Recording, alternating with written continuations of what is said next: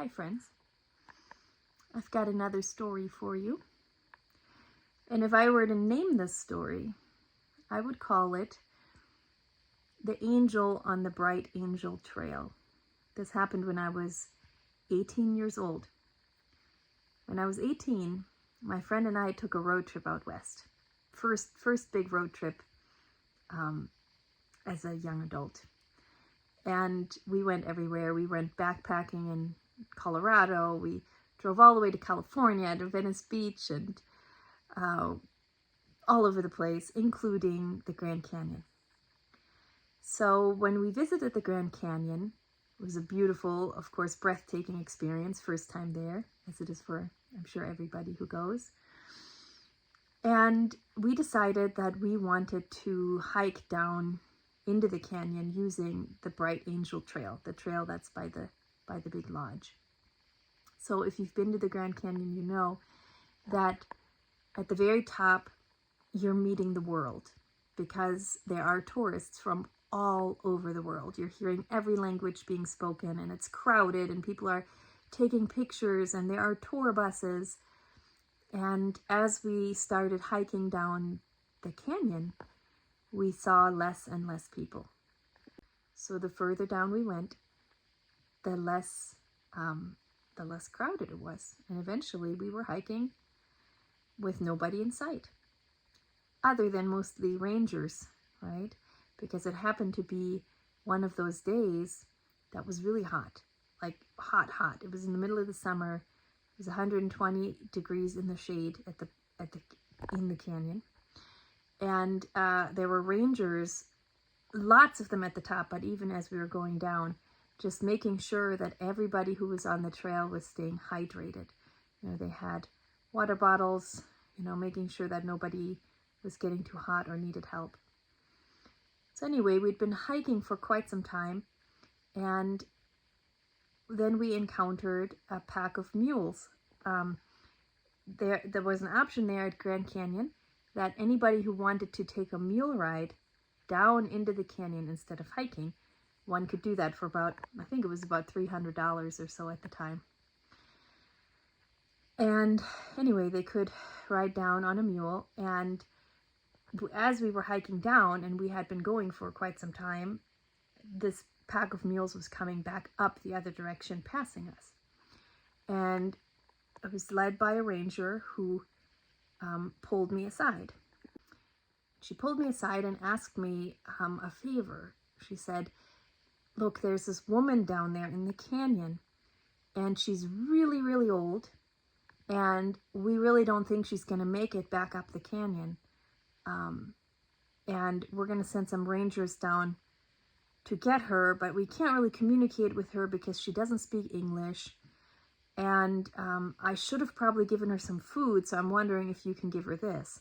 And she handed me like a granola bar and some peanuts, and she asked me to give these to her. So I said, sure, I can do that. And the mules went on their way, and we went on our way further down into the canyon. And we're hiking, and at this point, the trail is like single file. You're not going to pass somebody and not see somebody. And we did not pass anybody coming up. No woman in sight. And after quite some time, there was another pack of mules coming back up the trail. And I stepped in front of the ranger leading that pack of mules, and I said, excuse me, please. Have you seen an older woman behind you somewhere?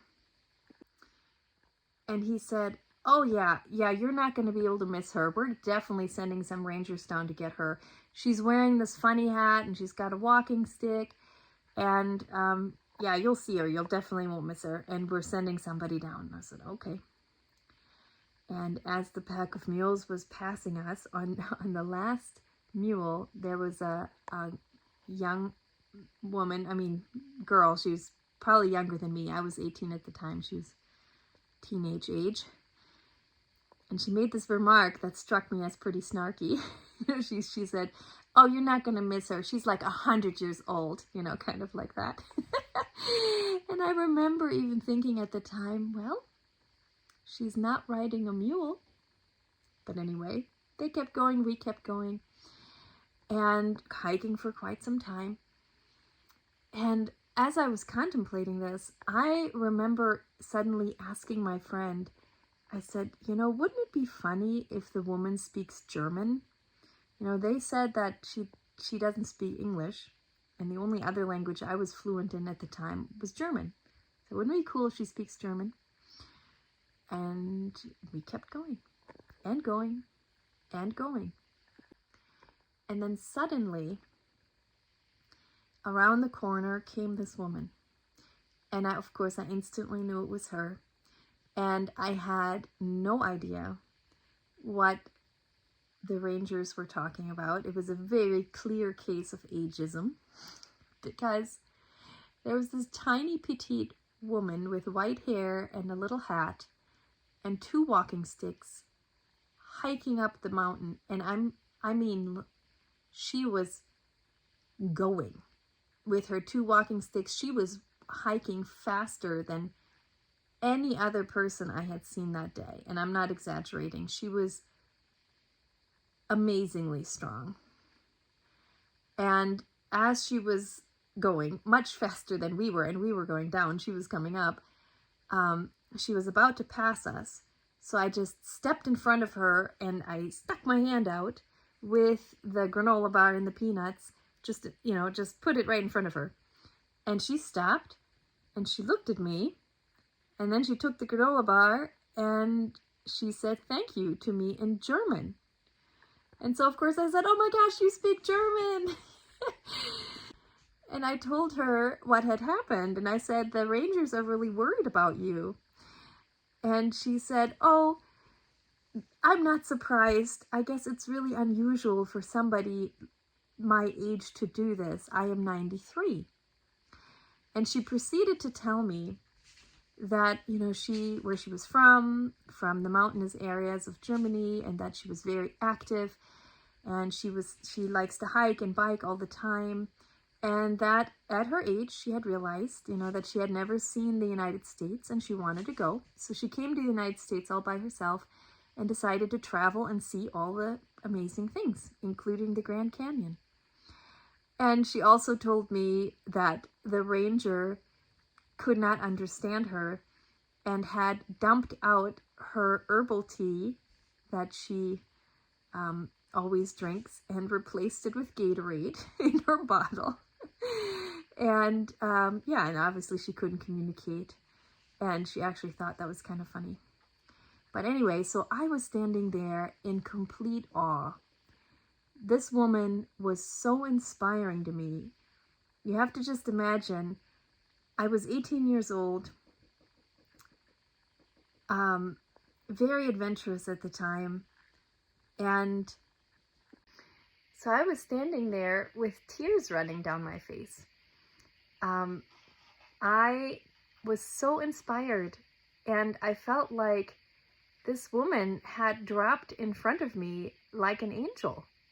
I mean, what are the chances, right? That she only spoke German. German was the only other language I knew at the time. And it was like she was there to give me a message. So she told me a little bit more about her, and then she looked me directly in my eyes and said, you just always have to keep going. Always keep going. Mentally, emotionally, physically, spiritually, always keep going. And then she put her little sunglasses back on and said, I gotta go. And started trucking back up the hill at amazing speed. And I just stood there for quite some time. And basically promised myself that that's who I want to be when I grow up. And that's the story of that angel I met on the Bright Angel Trail.